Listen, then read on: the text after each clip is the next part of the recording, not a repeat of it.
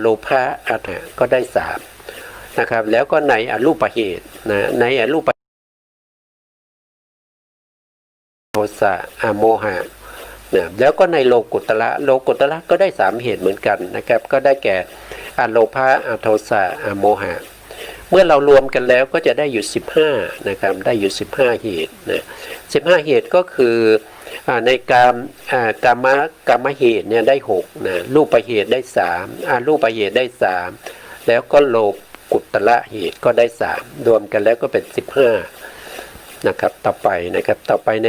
ในช่องนี้เขาแยกโดยความเป็นบุคคลนะแยกโดยความเป็นบุคคลก็จะมีปุถุชนนะปุถุชนก็คือได้แก่มนุษย์เทวดานะครับแล้วก็รูปภพรูปภพนะครับที่ยังเป็นบุคคลที่ยังไม่เคยเห็นพระนิพพานนะครับเป็นบุคคลที่ไม่เคยเห็นพระนิพพานเหล่านี้เรียกว่าเป็นปุถุชนเพราะฉะนั้นปุถุชนเนี่ยว่าโดยบุคคลเนี่ยปุถุชนนี้ก็จะมีอยู่4นะครับก็จะมีทุกขติเหตุกับบุคคลหนึ่งนะครับเกิดใน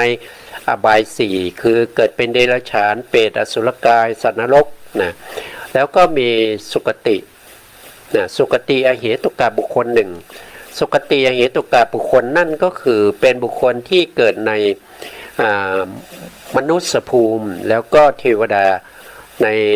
ในเทวดาก็คือเทวดาชั้นต่ำที่อยู่ในจตุมมหาราชิกา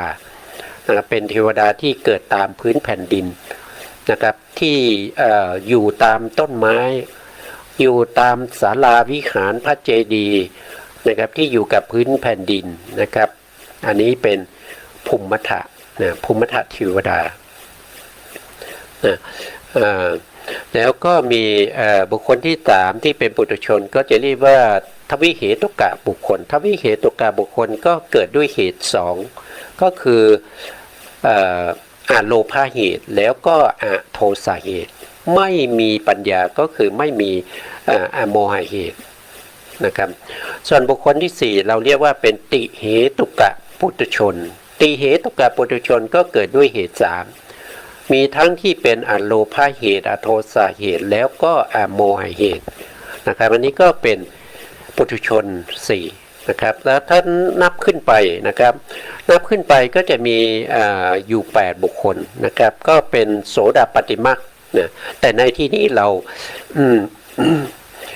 ในที่นี้ก็รวมกันก็ได้หรือว่าเราไม่นับก็ได้เพราะว่าโสดาปัตติมรรคเนี่ยเป็นบุคคลที่มีอายุสั้นมากนะครับอยู่แค่ขนาดจิตเดียวเท่านั้นนะอยู่แค่ขนาดจิตเดียวเท่านั้นแต่ถ้าจะนับก็ได้นะครับโสดาปัตติมรรคจิตเนี่ยก็มีเหตุ3นะครับมีเหตุ3ก็คืออโลภะอโทสะโมหะ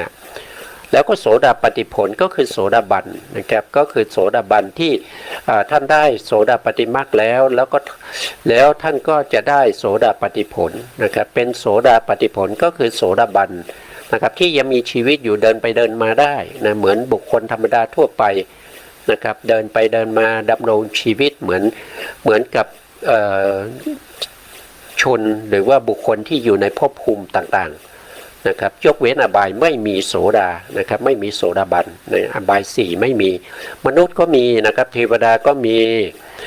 พวกที่เป็นรูปประพรหมก็มีรูปประพรหมก็มีโสดาปัตติผลนี่นะเป็นโสดาบันนี่นะครับนะว่าโดยเหตุโสดาบันก็มี6เหตุมีทั้งอกุศลเหตุแล้วก็กุศลเหตุอกุศลก็มีทั้งโลภะโทสะโมหะนะครับมีทั้งโลภะโทสะโมหะแล้วก็ถ้าเป็นกุศลเหตุก็มีทั้งโลภะโทสะโมหะนะอันนี้เป็นของโสดาบันนะครับอันนี้เป็นของปุถุชนก็มีเหตุ6เหมือนกันนะครับมีทั้งที่เป็นอกุศลเหตุแล้วก็กุศลเหตุนะต่อมาสกทาคามีนะครับสกทาคามีก็มีเหตุอยู่6เหมือนกันนะครับก็มีโลภะเหตุโทสะเหตุโมหะเหตุแล้วก็ในฝ่ายดีก็จะเป็นโลภะเหตุโทสะเหตุโมหะเหตุรวมแล้วก็มีเหตุ6ถ้าเป็นพระอนาคามีเนี่ยก็จะมีเหตุอยู่แค่5เท่านั้นเองนะครับถ้าเป็นอกุศลก็จะเหลืออยู่2นะครับก็เป็นโลภะกับโมหะส่วนโทสะไม่มีแล้วนะโทสะไม่มีแล้วแล้วก็ในส่วนที่เป็นกุศลก็มีทั้งที่เป็นโลภะโทสะแล้วก็โมหะรวมแล้วก็จะได้5 นะครับส่วนพระอรหันต์เนี่ยพระอรหันต์นะครับก็จะมีเหตุอยู่3เท่านั้นเองมีเหตุน้อยที่สุดเลยมีแค่3เหตุ3นั้นก็คือเป็นกุศลเหตุนะครับก็เป็นอโลภะเหตุอโทสะเหตุอโมหะเหตุเพราะว่าอกุศลเหตุเนี่ยพระอรหันต์เนี่ยท่านละได้หมดแล้วนะละได้หมดแล้วนะครับถ้าเรามาพูดถึงในเรื่องของ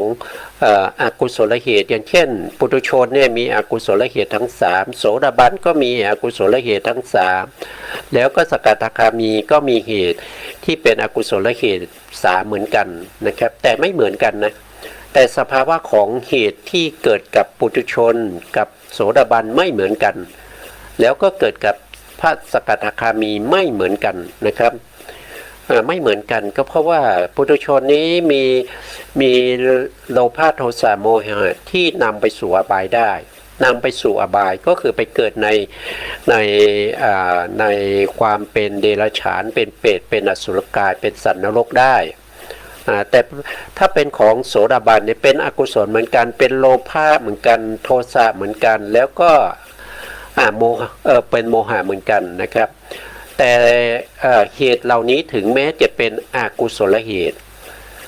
เหล่านี้ไม่สามารถนำไปเกิดในอบายได้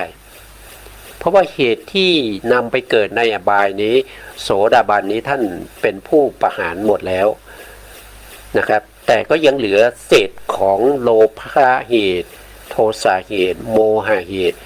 ที่ไม่นำไปสู่อบายแต่ก็ยังเป็นอย่างหยาบอยู่นะเป็นอย่างหยาบที่ไม่นำไปสู่อบายนะครับทีนี้มาเทียบกับสกทาคามีก็มีเหตุที่เป็นอกุศลเหตุ3แต่สกทาคามีเนี่ยในส่วนที่เป็นอย่างหยาบไม่นำไปสู่อบายเหมือนกับโสดาบันเนี่ยไม่มีแล้วเพราะว่าสกทาคามีเป็นผู้ประหารในส่วนที่เป็นอย่างหยาบแต่ไม่นำไปสู่อบายนะครับก็ยังเหลือในส่วนที่เป็นอย่างละเอียดนะครับเป็นอย่างละเอียดอย่างเช่นโลภะเนี่ยสกทาคามีเนี่ยเป็นผู้ประหารกามราคะอย่างหยาบที่ไม่นำไปสู่อบายนะแต่ก็ยังเหลืออย่างละเอียดอยู่นะครับผู้ที่ประหารได้ก็คือเป็นพระอนาคามีแต่พระอนาคามีก็ยังมีโลภะประเภทที่ยินดีติดใจในภพภูมิที่ตัวเองเกิดนะครับแล้วก็ยินดีติดใจในรูปฌานอยู่นะครับแต่ส่วนที่เป็นกามราคะอย่างละเอียดเนี่ยพระอนาคามีละได้แล้วเพราะฉะนั้นพระอนาคามีจะไม่มีสภาวธรรมที่เป็นกามราคะนะครับไม่ว่าจะเป็นอย่างหยาบหรือละเอียดไม่มีแล้วนะส่วนปุถุชนนี่มีเต็มเปี่ยมเลยนะครับพระโสดาบันนี้ก็มีอย่างหยาบที่เป็นกามราคะแต่ไม่นำไปสู่อบายสกทาคามีอย่างกามราคะอย่างละเอียดนะครับที่เป็นอย่างหยาบไม่นำไปสู่อบายก็ถูกประหารไปแล้วนะครับก็จะเป็นลักษณะอย่างนี้นี่ก็เป็นอะไรเป็นสภาวธรรมเป็นคุณลักษณะของผู้ที่เป็นพระอริยบุคคลในระดับชั้นต่างๆกับปุถุชนนะครับอันนี้เป็นอย่างนี้นะครับส่วนในสภาวะของความเป็นกุศลและเหตุเนี่ยก็มีเหมือนกันหมดนะครับมีเหมือนกันหมดเลยนะมีเหมือนกันหมดนะแต่คุณธรรมเหล่านี้เนี่ยที่เหมือนกันก็มีไม่เหมือนกันก็มีนะครับก็ขึ้นอยู่กับความเป็นปุถุชนเป็นโสดาบันสกทาคามีอนาคามีแล้วก็เป็นพระอรหันต์นะครับก็มีกันทั่วหน้าไม่ว่าจะเป็นอโลภะอโทสะอโมหะก็มีกันเต็มเปี่ยมนะครับอันนี้ก็เป็นสภาวธรรมนะครับสภาวธรรมที่เกิดขึ้นอันนี้เราไม่พูดถึงนะอันนี้ก็จะจบในส่วนที่เรียกว่าเป็นเหตุนะครับเป็นมิสกะเป็นเหตุนะแต่เราจะไปดูในอัตถกถาหรือพระไตรปิฎกนะครับนะซึ่งคำว่าเหตุเนี่ยถ้าไปค้นหาในพระไตรปิฎกก็จะมีมากมายนะครับก็จะมีมากมายแต่มากมายเหล่านั้นก็จะเป็น เป็นสภาวธรรมที่ประกอบกับเหตุที่ประกอบกับสภาวธรรมอื่นนะครับเราจะได้ศึกษากันต่อไปนะครับแต่ในที่นี้ผมนำเอาส่วนที่มาจากพระอภิธรรมปิฎกนะครับมาจากพระอภิธรรมปิฎกในธรรมสังคณีนะครับในเล่มที่1ภาคที่1ในหน้าที่170นะครับซึ่งเป็นเรื่องของเหตุนะครับที่อยู่ในมาติกานะครับนะเราก็มาดูรายละเอียดนะครับในมาติกาเนี่ยนี้เราไม่พูดถึงแล้วนะครับเรามาดูที่เหตุโคชกะนะเหตุโคชกะหมวดที่1มี6ทุกกะก็คือว่าธรรมที่มีอยู่2บทนะครับมีอยู่2บทนะครับอย่างเช่นเหตุทุกกะนี่ก็คือเหตุที่มีอะไรมีแยกออกมาแล้วมี2บทนะครับมี2บทก็คือ1ก็คือได้แก่เหตุธรรมาธรรมที่เป็นเหตุณเหตุธรรมานี่อีกบทหนึ่งนะณเหตุธรรมาก็คือธรรมที่ไม่เป็นเหตุนะธรรมที่เป็นเหตุก็บทหนึ่งธรรมที่ไม่เป็นเหตุก็บทหนึ่งเขาแยกได้แค่2บทนะครับเรียกว่าเป็นทุกกะแปลว่า2นะครับก็คือ2บทนะครับเหตุนี้ก็เป็นธรรมที่มีอยู่2บทนะครับแต่มีมากมายพอมีมากมายก็เหมือนกับเป็นช่อเป็นพวงนะครับอย่างเช่นพวงดอกไม้พวงผลไม้อย่างเงี้ยก็เรียกว่าเป็นโคชกะนะครับก็เป็นโคชกะนะทีนี้เราก็มาดูรายละเอียดนะครับมาดูรายละเอียดว่าเหตุนะครับเหตุธรรมาสภาวธรรมทั้งหลายที่เป็นเหตุมีอยู่นะครับที่เป็นเหตุมีอยู่นะครับก็คือได้แก่อะไรก็คือได้แก่เหตุ6นั่นเองสภาวธรรมทั้งหลายที่เป็นเหตุมีอยู่ก็คือโลภะเหตุโทสะเหตุโมหะเหตุแล้วก็โลภะเหตุโทสะเหตุโมหะเหตุก็แค่นั้นนะครับแล้วก็ธรรมที่เป็นณเหตุธรรมาสภาวธรรมทั้งหลายที่ไม่เป็นเหตุมีอยู่ก็คือไม่เป็นเหตุก็คือได้แก่อะไรก็คือได้แก่ตัวจิตใช่ไหมครับกุศลจิตอกุศลจิตวิปากจิตกิริยาจิตเหล่านี้ไม่ได้เป็นเหตุแล้วก็เจตสิกนะครับอย่างเช่นผัสสะนะผัสสะเวทนาสัญญาเจตนาเอกคตาชีวิตินทรีย์มนสิการพวกนี้ก็ไม่ใช่เหตุนะก็ไม่ใช่เหตุนะก็ถือว่าเป็นธรรมที่ไม่เป็นเหตุนะธรรมที่เป็นเหตุก็คือได้แก่สภาวธรรมที่เป็นโลภะเหตุโทสะเหตุโมหะเหตุนะครับโลภะเหตุโทสะเหตุโมหะเหตุเท่านั้นเองอันนี้ก็เป็นลักษณะอย่างนี้นะครับท่านก็อธิบายลักษณะอย่างนี้นะต่อไปในข้อที่2นะครับสาเหตุกะนะสาเหตุกะทุกกะสาเหตุกะทุกกะก็จะมีอยู่2บทก็คือได้แก่สาเหตุกะธรรมาธรรมที่มีเหตุธรรมที่มีเหตุก็คือหมายถึงธรรมที่ประกอบกับเหตุไม่ใช่ตัวเหตุแต่เป็นสภาวะอื่นที่มาเกิดร่วมกับเหตุนะครับนั่นก็คือได้แก่อะไรก็คือได้แก่สาเหตุกะจิต71เว้นอะไรเว้นเหตุกะจิต18นะครับนะก็คือเว้นตรงนี้เท่านั้นเองนะครับเว้นเหตุกะจิต18ที่ไม่มีเหตุประกอบนอกนั้นก็จะมีเหตุประกอบนะครับก็อกุศลจิต12นะครับหรือว่ากามาวจรโสภณจิต24รูปาวจรจิต15รูปาวจรจิต12แล้วก็มรรคจิต4หรือ20ผลจิต4หรือ20พวกนี้เป็นสาเหตุกะก็คือจิตที่ประกอบด้วยเหตุนะครับก็คือมีเหตุก็ตามสมควรว่าจะเป็นโลภะเหตุโทสะเหตุโมหะเหตุหรือว่าจะมีทั้งโลภะโมหะหรือว่าจะมีโทสะกับโมหะนะครับหรือว่าจะมีทั้งอโลภะอโทสะโมหะหรือว่าจะมีแค่2ก็คืออโลภะกับอโทสะก็ขึ้นอยู่กับสภาวธรรมเหล่านี้นะครับว่ามีเท่าไหร่นะครับแล้วก็อย่างเช่นโลภะเนี่ยโลภะมูลจิต8นี่มีเหตุ2นะ 8 ดวงนี้มีเหตุ 2ก็คือโลภะเหตุกับโมหะเหตุ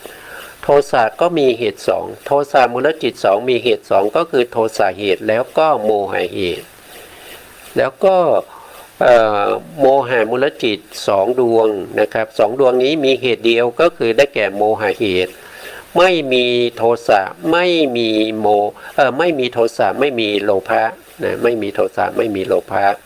อย่างเช่นโลภะมูลจิตก็ไม่มีโทสะเหตุโทสะมูลจิต 2ก็ไม่มีโลภะเหตุนะส่วนอเหตุกะนี้ไม่ต้องพูดถึงเพราะเขาไม่มีเหตุอยู่แล้วนะครับอย่างเช่นมหากุศล8เนี่ยก็แยกเป็น2 ส่วนที่1อยู่ข้างหน้าก็คือเป็นญาณสัมปยุตก็จะมีเหตุ3ก็จะมีโลภะเหตุโทสะเหตุโมหะเหตุแต่ถ้าอยู่ข้างหลังก็จะเป็นญาณวิปยุตนะครับก็จะมีแค่เหตุ2ก็คือโลภะเหตุแล้วก็โทสะเหตุเช่นเดียวกันกับมหาวิบากแล้วก็มหากิริยานะครับส่วนข้างหลังมีอยู่แค่2เหตุเหมือนกันนะครับส่วนข้างหน้าก็มีเหตุ3เหมือนกันนะครับเพราะข้างหน้าที่เป็นมหาวิบากก็เป็นญาณสัมปยุตนะครับข้างหน้าของมหากิริยาก็เป็นญาณสัมปยุตมีเหตุ3นะครับนอกจิตนอกนั้นนะจิตนอกนั้นก็คือหมายถึงรูปาวจรจิต15อรูปาวจรจิต12แล้วก็โลกุตรจิต8หรือ40พวกนี้มีเหตุ3หมดเลยนะครับมีทั้งโลภะเหตุโทสะเหตุแล้วก็โมหะเหตุนะครับมี3เหตุหมดเลยเพราะฉะนั้นถ้าเราพูดถึงในส่วนที่จิตที่เป็นโสภณะนะครับแบ่งกันตรงนี้นะครับแบ่งกันตรงนี้นะครับตรงที่แบ่งกันระหว่างอเหตุกะกิริยากับมหากุศลจิต8เนี่ยแบ่งกันตรงนี้ขึ้นไปข้างบนเนี่ยจะมีอยู่30 ดวง30 ดวงนี้เราเรียกว่าเป็นอโสภณะนะอโสภณะได้มีอยู่2อย่างก็คือที่มีเหตุก็มีที่ไม่มีเหตุก็มีเรียกว่าเป็นจิตที่เป็นอโสภณะนะส่วนข้างล่างนะครับส่วนข้างล่างตั้งแต่มหากุศลจิต8ลงไปเนี่ยจะเป็นโสภณจิตในโสภณจิตทั้งหมดนี้มีเหตุ2นี่มีอยู่แค่12 ดวงนอกนั้นจะเป็นจิตที่ประกอบด้วยเหตุ3นะครับจิตที่มีเหตุ2ก็คือได้แก่มหากุศลที่เป็นญาณวิปยุต4 ดวงหลังนี้นะครับแล้วก็มหาวิบากญาณวิปยุต4 ดวงข้างหลังนี้นะแล้วก็มหากิริยาญาณวิปยุต4 ดวงนี้นะ43ก็เป็น12 ดวงนี้ไม่มีโมหะเหตุคือไม่ประกอบด้วยปัญญานี่ก็เป็นสภาวะอย่างนี้นะครับธรรมที่ชื่อว่าเหตุก็คือเหตุ6แต่ธรรมที่ไม่ชื่อว่าเหตุ6ก็คือได้แก่จิตทั้งหมดนี้พร้อมกับเจตสิกอื่นๆนะครับเว้นเฉพาะถ้าเราดูตามนี้นะครับดูตามแผนภูมินี้สูงสุดก็คือโมหะเหตุโลภะเหตุแล้วก็โทสะเหตุก็เว้นไปเท่าไหร่เว้นไปตรงนี้เป็นอกุศลเหตุก็3นะครับแต่ที่เป็นโสภณเหตุก็จะอยู่ตรงนี้นะครับก็จะเป็นโลภะความไม่อยากได้คือดวงนี้นะดวงนี้เป็นสัพพจิตตสาธารณเจตสิกเป็นโสภณะนะแล้วก็อโทสะก็คือดวงนี้นะแล้วก็โมหะก็คือตัวปัญญาอยู่นี่นะครับก็จะมีอยู่3 ดวงนะครับนอกนั้นไม่ใช่เหตุนะนอกนั้นไม่ใช่เหตุเพราะฉะนั้นถ้าเจตสิก52เนี่ยถ้าเราพูดถึงเหตุก็จะมีอยู่6ใช่ไหมครับมีอกุศลเหตุ3มีกุศลเหตุ3เจตสิกที่เหลือนอกนั้นนะครับนอกนั้นก็คือ46 ดวงใช่ไหม46 ดวงไม่เป็นเหตุนะครับยกเว้นโลภะโทสะโมหะโลภะโทสะโมหะนะพวกนั้นไม่ใช่เหตุแล้วก็รูปก็ไม่ใช่เหตุนะครับนิพพานก็ไม่ใช่เหตุนิพพานก็ไม่ใช่เหตุนะธรรมที่ชื่อว่าเหตุมีอยู่6นะครับเข้าใจอย่างนี้ธรรมที่ไม่นอกนั้นจะไม่ชื่อว่าเหตุนะครับไม่เป็นเหตุแล้วก็ไม่ชื่อว่าเหตุนะต่อมาในข้อที่3นะครับข้อที่3ก็คือเหตุสัมปยุตตะ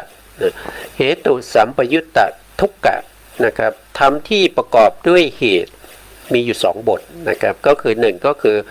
เหตุสัมปยุตตาธรรมาสภาวธรรมทั้งหลายที่สัมปยุตหรือประกอบด้วยเหตุมีอยู่นะธรรมที่ประกอบด้วยเหตุมีอยู่เพราะฉะนั้นถ้าเราดูแผนภูมินะถ้าเราดูแผนภูมิเนี่ยถ้าว่าโดยจิตที่ประกอบด้วยเหตุนี่ก็คือจิตที่ยกเว้นอเหตุกะนะครับยกเว้นอเหตุกะ18นอกนั้นเขาจะประกอบด้วยเหตุหมดเลยนะก็คือสาเหตุกะจิต71นะครับที่มีเหตุที่ไม่มีเหตุก็มีจิต18นะครับนะนอกจากนั้นก็ยังมีเจตสิกอื่นๆนะครับที่ไม่ประกอบด้วยเหตุนั่นก็คือหมายถึงเจตสิกที่ประกอบอยู่ในนี้นะครับในนี้ก็คือได้แก่เหตุกะจิต18เนี่ยไม่มีเหตุประกอบเลยแล้วก็ยังมีที่โมหะมูลจิต2นะครับที่เป็นเหตุนะครับก็คือโมหะเหตุโมหะเหตุมีอยู่2ดวงนะครับโมหะเหตุที่ประกอบอยู่ในโมหะมูลจิตนะครับโมหะมูลจิตมีอยู่2ดวงก็คือได้แก่โมหะเหตุนะครับดวงที่1เรียกว่าเป็นวิจิกิจฉาสัมปยุตแล้วก็ดวงที่2เรียกว่าเป็นอุทธัจจะสัมปยุตนะครับไอตัวโมหะที่ประกอบอยู่ในจิต2ดวงนี้ก็ไม่มีเหตุเหมือนกันคือเขาไม่ได้ประกอบด้วยเหตุเพราะตัวเขาเป็นเหตุก็จริงตัวเขาเนี่ยเป็นเหตุประกอบกับสภาวธรรมอื่นๆให้สภาวธรรมอื่นเนี่ยมีเหตุประกอบแต่ตัวเขาเนี่ยไม่มีเหตุประกอบนะครับเฉพาะตรงนี้นะเฉพาะในโมหะมูลจิตเท่านั้นนะครับแล้วก็รูปก็ไม่มีเหตุประกอบนะครับแล้วก็นิพพานก็ไม่มีเหตุประกอบนะนิพพานนี้ไม่มีเหตุประกอบนะครับนิพพานไม่มีเหตุประกอบนะสภาวธรรมที่ประกอบด้วยเหตุนะสภาวธรรมที่ไม่ประกอบด้วยเหตุอันนี้เราก็รู้ละนะครับต่อไปในข้อที่4นะครับในข้อที่4ก็คือเหตุสาเหตุกะสาเหตุทุกกะก็คือเหตุทำที่เป็นเหตุแล้วก็มีเหตุประกอบนะครับแยกได้2บทนะครับบทที่1ก็คือเหตุเจวะธรรมาสภาวะเหตุเจวะธรรมาสาเหตุกาจะทำที่เป็นเหตุและมีเหตุอันนี้ก็คือเป็นเหตุแล้วก็มีเหตุประกอบด้วยนะครับเราก็มาดูนะครับทำที่เป็นเหตุแล้วก็ประกอบด้วยเหตุก็ยกตัวอย่างก็เช่นในโลภะมูลจิต8เนี่ยนะครับมีอยู่เหตุ2ใช่ไหมครับนั่นก็คือโลภะเหตุกับโมหะเหตุถ้าเรายกเอาโลภะเหตุมาเนี่ยโลภะเขาก็เป็นเหตุใช่ไหมแล้วเขาก็มีเหตุอื่นประกอบเหตุที่มาประกอบกับโลภะก็คือโมหะนะครับถ้ายกเอาโมหะมาตัวโมหะก็เป็นเหตุแล้วก็ยังมีเหตุอื่นประกอบนั่นก็คือโลภะเหตุนะครับถ้าเป็นโทสะนะครับโทสะมูลจิต2นะครับก็จะมีเหตุ2ใช่ไหมครับเพราะฉะนั้นเขาก็มีเหตุโทสะเหตุที่ประกอบอยู่ในโทสะมูลจิต2ก็มีโมหะเหตุนะแล้วโมหะเหตุที่อยู่ในโทสะมูลจิต2ก็มีโทสะเหตุแต่ถ้ามาในโมหะมูลจิต2เนี่ยโมหะที่อยู่ในโมหะมูลจิต2เนี่ยไม่มีเหตุประกอบตัวเองเป็นเหตุก็จริงแต่ไม่มีเหตุอื่นประกอบในเหตุกะก็ไม่ต้องพูดถึงนะเหตุกะก็ไม่พูดถึงมันไม่มีเหตุอยู่แล้วเช่นเดียวกันกับโสภณจิตทั้งหมดนะครับยกตัวอย่างแค่ตรงนี้ก็น่าจะพอนะครับในมหากุศลที่เป็นญาณวิปยุตเนี่ยมีเหตุ2นะครับก็คือมีโลภะเหตุกับโทสะเหตุโลภะเหตุที่อยู่ในที่ประกอบอยู่ในมหากุศลที่เป็นญาณวิปยุตตจิต4ข้างหลังนี้ก็จะมีโทสะเหตุประกอบด้วยตัวเองเป็น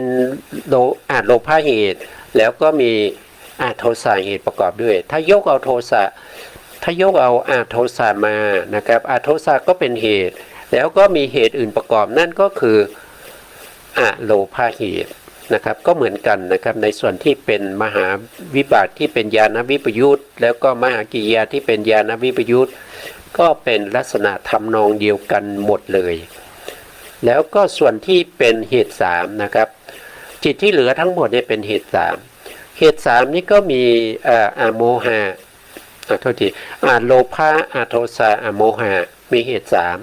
ถ้าเรายกเอาโลภะมานะโลภะเขาก็เป็นเหตุอยู่แล้วแต่เขาก็มีเหตุอื่นประกอบนั่นก็คือ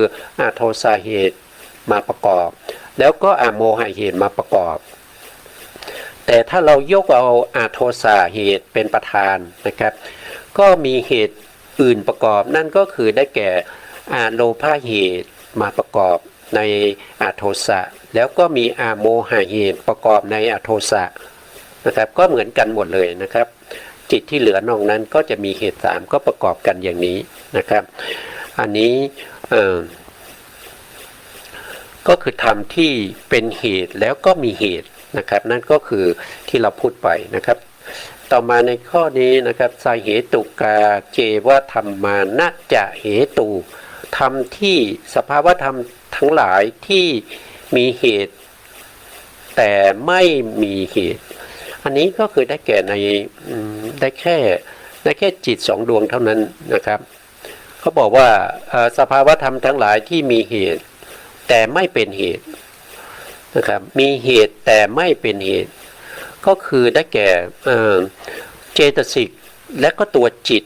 นะครับที่เป็นสาเหตุกะที่มีเหตุมี71ดวงเว้นเหตุกะจิต18ที่ไม่มีเหตุไปนะครับสภาวะธรรมเหล่านั้นพร้อมด้วยเจตสิกที่เป็นสัมปยุตธรรมเขามีเหตุแต่เขาไม่เป็นเหตุอย่างเช่นอกุศลจิต12เนี่ยเขาไม่ได้เป็นเหตุแต่เขามีเหตุอะไรก็มีเหตุที่เป็นโลภะเหตุโทสะเหตุโมหะเหตุประกอบอยู่ในตัวเขานะครับเขามีเหตุแต่ตัวเขาไม่ได้เป็นเหตุแล้วก็เจตสิกอื่นๆอย่างเช่นเจตสิกที่เป็นผัสสะอย่างเงี้ยผัสสะเจตสิกเวทนาเจตสิกสัญญาเจตสิกเจตนาเจตสิกเอกคตาเจตสิกชีวิตตินทรีย์เจตสิกมนสิการเจตสิกที่ประกอบอยู่ในจิตเหล่านี้นะครับยกเว้นเหตุ6นั้นนะครับเป็นสภาวธรรมที่ไม่ใช่เหตุแต่มีเหตุประกอบนะครับมีเหตุประกอบนะครับก็จะเป็นลักษณะนี้นะครับแล้วก็ผ่านไปนะครับเวลาเราจะหมดแล้วนะครับก็ครั้งหน้าก็คงจะจบในเรื่องนี้นะครับวันนี้เวลาหมดไม่สามารถที่จะพูดต่อนะครับสุดท้ายนี้ขอกราบขอบพระคุณพระครูสมุทรวิศวัตรวรกิจโจผู้อำนวยการสถานีวิทยุเพื่อการศึกษาพระพุทธศาสนาและวัฒนธรรม FM 104.5 วัดฝายหินจังหวัดเชียงใหม่นะครับแล้วก็ขอกราบขอบพระคุณพระครูปริยัติยานุศาสตร์ขอบคุณท่านผู้ฟังและผู้ชมทุกท่านที่ติดตามในรายการพระไตรปิฎกลอยฟ้าในเนื้อหาของพระอภิธรรมวันนี้ลาไปก่อนครับพบกันใหม่ใน